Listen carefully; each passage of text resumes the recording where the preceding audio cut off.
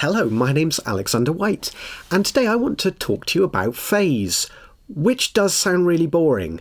And it kind of is really boring, but it's really, really important.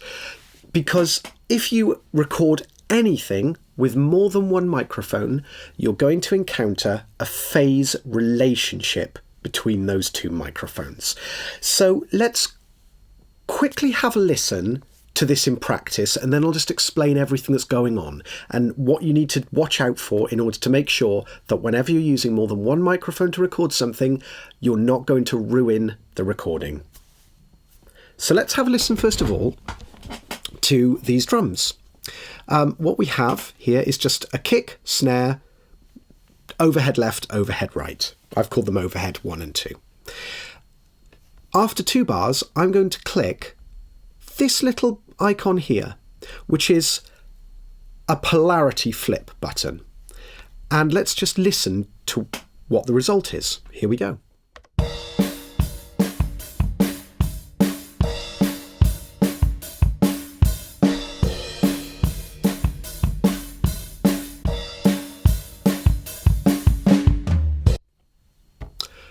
Okay, so let's just do that one more time, and you will need to listen to this on headphones or speakers, full range speakers, in order to really appreciate the difference. And I want you to just listen to the low end of the kick drum and the low end of things like the snare, because that really changes. So here's one more time. I'll leave it to play for 4 bars, and then I'll bring it in for 4 bars.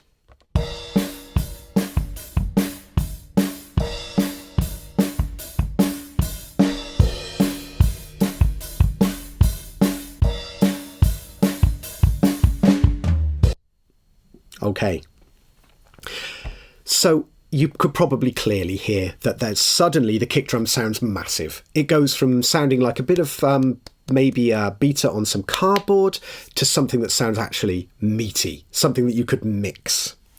So let's go and find out actually what's happening and kind of explain some of this. First of all, let's just simply zoom in on the waveform, and we can actually just have a little look at what's happening. So we've got our kick drum here, and then we've got snare drum and our overhead tracks. And you can simply see the waveform here is going upwards, then down, then up, then kind of down, and then kind of does, as the signal weakens, gets smaller, as the energy of the wave gets smaller. So then we have the snare drum, but you can see the kick drum comes in there. The snare drum, however, is slightly in a trough rather than the waveform going upwards, it's going downwards. And then the overheads, you can see, start by moving downwards. Now, you can also see there's a time difference because this waveform here on the kick drum comes in much earlier than the snare drum, and then the overheads come in even later. And that's simply because of the distance of the microphones. The kick drum mic is right up on the beater, and then you've got the snare drum mic, which is a little bit further away, and then you have the overheads, which are, feet away. And that's where the time delay comes from. But interestingly, although there's not too much going on here, you can see the snare drum started to happen, but the majority of the kick hit has already happened. And you can see that actually here, the overheads are happening quite a lot after the initial hit of our kick drum. But where things get really interesting is when you highlight the second part of the kick drum. And if you look, you can see quite clearly that you've got the kick drum that's in a trough, and then the snare and overheads, both overhead microphones, are pretty much all in a crest. The waveform is going upwards. And that is phase cancellation. That's definitely going to happen there. And that's because all 4 microphones here are recording the same sound. When a microphone picks up exactly the same sound, although there will always be slight differences when you're doing this because the microphones are different, they're at different distances, which does all make a difference. There are many components of that sound which are going to be exactly the same. And what you're essentially doing is when the waveform goes upwards, it's asking the speaker to move forwards. When the waveform dips, it's asking the speaker to pull backwards. If you have the same sound, you know, for 70-80% of that sound, recorded with 4 different microphones. As you can see here, 3 of which are asking the speaker to basically move forward, at the same time that the kick drum is asking the speaker to move backwards.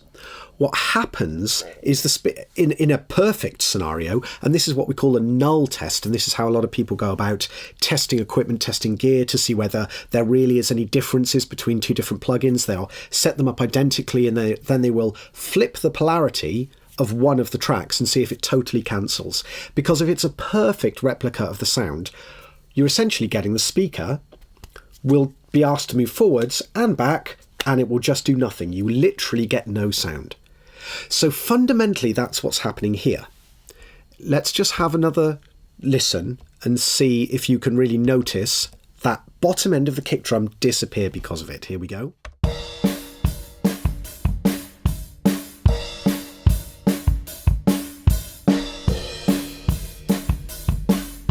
But it's not just that, because the snare drum as well is out of phase with the kick drum.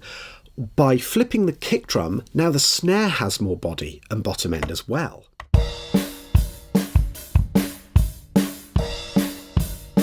You just hear it lighten up a little bit. So when you are ever using multiple microphones, always make sure that you check your phase, because if you don't, you'll be fighting weak sounds all the time. You'll be going, why on earth does my kick drum sound so weak? It sounds great in solo. I put it with the other drums and I'm turning up and it's horrible. I'm boosting loads of bass and it really doesn't make that much difference. It just starts to sound quite unpleasant because you're fighting with that phase relationship.